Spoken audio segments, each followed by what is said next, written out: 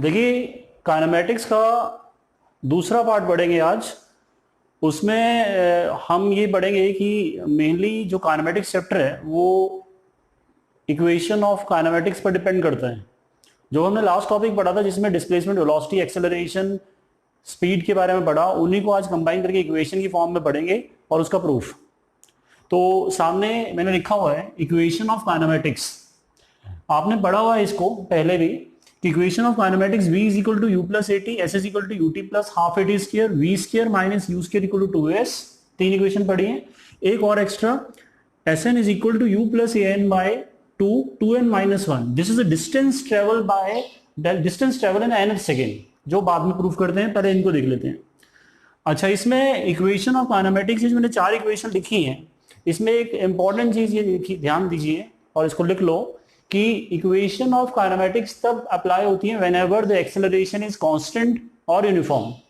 जब भी किसी न्यूमेरिकल में एक्सेलरेशन कांस्टेंट होगा इन एनी चैप्टर, हम इन इक्वेशंस को यूज कर लेते हैं। अदरवाइज अगर हमारे पास एक्सेलरेशन कांस्टेंट नहीं है, आप इन इक्वेशंस को यूज नहीं कर सकते। देखिए, इसका प्रूफ क्या है। प्रूफ हम डिफरेंशिएशन के और इंटीग्रेशन के भी आप में लेंगे। तो मैंने लिखा है we know that acceleration is d v upon dt, rate of change of velocity is acceleration, ये सबको पता है। अब इसको करना क्या है, इसमें हमने ये dv लिया, a dt अलग कर लिया, मतलब इसको यहां लेके आ गए। अब इसमें आपने क्या किया, इंटीग्रेट किया, ठीक। और इंटीग्रेशन में आपने लगा दी limit, lower limit and upper limit.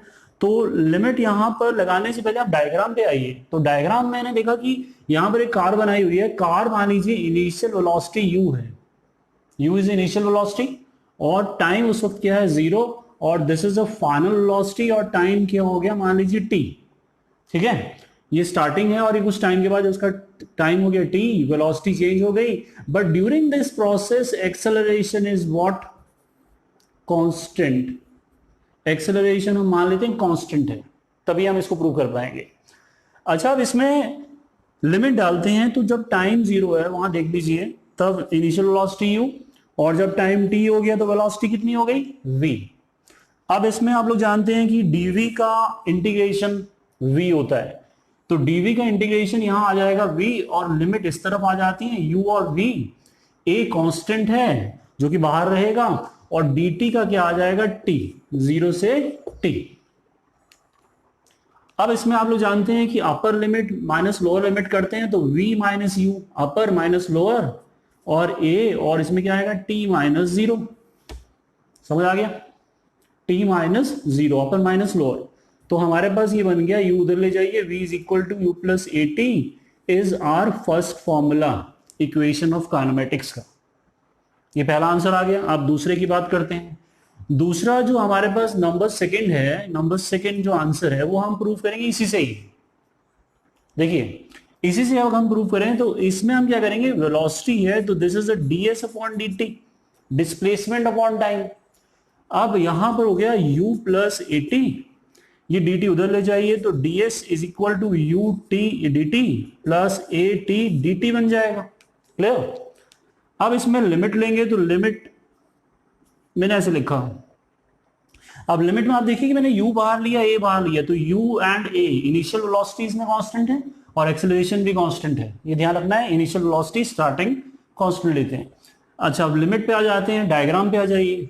मान लीजिए कि जब टाइम 0 हुआ तो उस वक्त डिस्प्लेसमेंट क्या है हमारी, 0, और कुछ टाइम के बाद डिस्प्लेसमेंट उसका हो गया, डिस्प्लेसमेंट मान लेते हैं कितना हो गया, s मान लेते हैं आफ्टर टाइम t। तो लिमिट भी वैसे डालेंगे कि जब टाइम 0 था, इनिशियल टाइम भी यहाँ 0 है, यहां पर आ जाएगा डिस्प्लेसमेंट 0, ये वाला। बाद में टाइम t हो गया, डिस्प्लेसमेंट s हो गया, यहाँ भी टाइम है क्योंकि यहाँ dt है, यहाँ डिस्प्लेसमेंट है, यहां से आ जाएगा। क्लियर। अब ds का क्या होगा, ds का इंटीग्रेशन s, अपर माइनस लोअर करेंगे तो क्या आएगा, s आएगा। सिमिलरली dt का t आएगा, और इसमें अपर माइनस लोअर अगर मैं लिख देता हूं 0 से t, और इसको भी लिख देते हैं तो a, बट यहाँ t dt है तो आपको इंटीग्रेशन आना चाहिए बच्चों, इंटीग्रेशन और डिफरेंशिएशन आना चाहिए। तो यहां पर आ जाएगा t स्क्वायर बाय 2, क्योंकि यहाँ t के ऊपर क्या है, 1, तो इंटीग्रेशन से इतना आ जाएगा और अपर माइनस लोअर लिमिट इस तरफ आ जाएगी। इसको सब्स्टिट्यूट करेंगे तो s is equal to u t, और ये आ जाएगी वैल्यू, t की जगह t आ जाएगा, हाफ बाहर ले लेते हैं तो half a t square, zero को हम अवॉइड कर देते हैं, तो s is equal to u t plus half a t square is the second equation, ये वाला answer. Is that clear? Number third, अब आते हैं नंबर थर्ड है हमारे पास v square minus u square equal to 2s। अब इसको प्रूव करने के लिए हम यहां पर एक्सेलरेशन की हेल्प लेंगे। हम लोग जानते हैं a is equal to d v upon d t है, ये जो स्टार्टिंग में लिखा rate of change of velocity. इसका थोड़ी सी मॉडिफिकेशन करते हैं कि ds और ds से मल्टीप्लाई डिवाइड कर दीजिए, ठीक है, सेम वैल्यू से हमने से मल्टीप्लाई डिवाइड किया। अब इसमें पता क्या करिए कि ds अपॉन dt और v dv अपॉन ds को अलग कर लो, मतलब इसको डिस्ट्रीब्यूट कर दिया इधर उधर। अब ds अपॉन dt क्या है हमारे पास, displacement upon time is a velocity, तो आपके पास ये बचा, ठीक। अब अगर आप ध्यान देना, एक चीज इंपॉर्टेंट चीज बोलने जा रहा हूं कि एक्सेलरेशन का एक तो फॉर्मूला ये है, दूसरा फॉर्मूला आप ये भी याद कर लीजिए v dv upon ds in terms of displacement and terms of time. दो फॉर्मूले होते हैं एक्सेलरेशन के जो हमने लास्ट टॉपिक में डिस्कस किया था। अब इसको थोड़ा सा आगे बढ़ाएंगे, इसका प्रूफ देखिए, इसको मैं रब कर रहा हूं, बट कंडीशन याद रखिए कि एक्सेलरेशन कांस्टेंट होना चाहिए। अब देखिए इसका थोड़ा आगे टू बढ़ाते हुए इसके आगे बढ़ेंगे तो वो कंडीशन आपको वो दिख रही है कि इसमें कह रहे हैं क्या, v dv a ds को अलग कर लिया, ठीक है। अब आ जाइए लिमिट पर, लिमिट इस तरह से लगाएंगे क्योंकि हमारे पास अगेन एक्सेलरेशन कांस्टेंट है। लिमिट क्या लगाएंगे, अगेन डायग्राम पे चलते हैं, तो डिस्प्लेसमेंट स्टार्टिंग में 0 बाद में s हो गई, और हमारे पास यहां पर आ जाए तो वेलोसिटी u है और ये v है, तो v dv क्या हो जाएगा, integration that is this is a v square upon 2, limit u और v उस तरफ चला जाएगा, ds का s हो जाएगा, लिमिट इस तरह से लिख दीजिए। अब अपर माइनस लोअर करेंगे तो v square minus u square upon 2, this is what a into s, और ये आ जाएगा v square minus u square equal to 2as। This is third equation of kinematics की।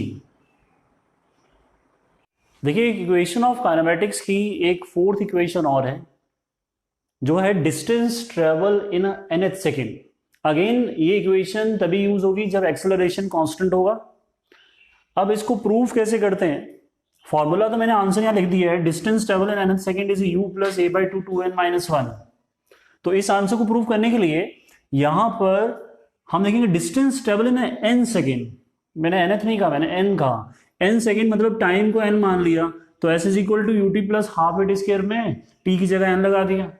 Again distance travel in n minus 1 second में जहां पर n है n minus 1 कर दिया, ठीक है। अब distance travel in nth second का मतलब क्या होता है, दो टाइम इंटरवल के बीच का गैप जो होता है। जैसे हमारे पास distance travel in nth second, n second और n माइनस 1 सेकेंड के बीच में जो गैप आया ना डिफरेंस, उस डिफरेंस को हमने dn कह दिया। अब इन दोनों वैल्यूज को हम यहां से अपर वैल्यू से ऊपर से सब्स्टिट्यूट करेंगे, from equation number first and the equation number second से सब्स्टिट्यूट कर देंगे। सब्स्टिट्यूट करने में आप देख रहे हैं मैंने यहाँ दोनों वैल्यूज रख दी। अब क्या करेंगे, इसको मैथमेटिकली अब सॉल्व करना है, तो ये आ जाएगा आपके पास, ये वैल्यू ऐसे रहेगी, दिस इज un, ये u प्लस हाफ, और इसमें a माइनस बी का होल स्क्वायर लगा दिया, a square plus b square minus 2ab, और फिर इसमें क्या करेंगे, ये जो हाफ है ये अंदर मल्टीप्लाई कर दिया, और साथ में मैंने क्या किया, इसको माइनस को अंदर वैल्यू को भेज दिया, तो प्लस माइनस माइनस और माइनस माइनस प्लस हो जाएंगे। तो उस हिसाब से क्या होगा, ये half A N square cut जाएगा और यूएन और यूएन भी कट जाएगा, बचेगा क्या, एक यू जो यहाँ लिखा, दिस इज माइनस हाफ है ये लिखा, और लास्ट में ये हाफ हाफ कट गया, ये टू टू कट गया, ए एन बचा। अब u कॉमन है और इसमें से मैंने किया क्या, a बाई 2 को कॉमन लिया, तो ये आ गया -1, तो यहां पहुंच गया, और इसमें हमारे पास a तो कॉमन आ गया था, n बचा था, और इसमें 2 नहीं था तो 2 यहां पर आ गया। आप इस वीडियो को पॉज करके इसको आराम से देखिए, आपको पूरा समझ आ जाएगा। ये हमने 4 इक्वेशंस पढ़ी। अगले लेक्चर में मैं आपको इसके न्यूमेरिकल कराऊंगा, तब तक आप इसको रिवाइज करिए।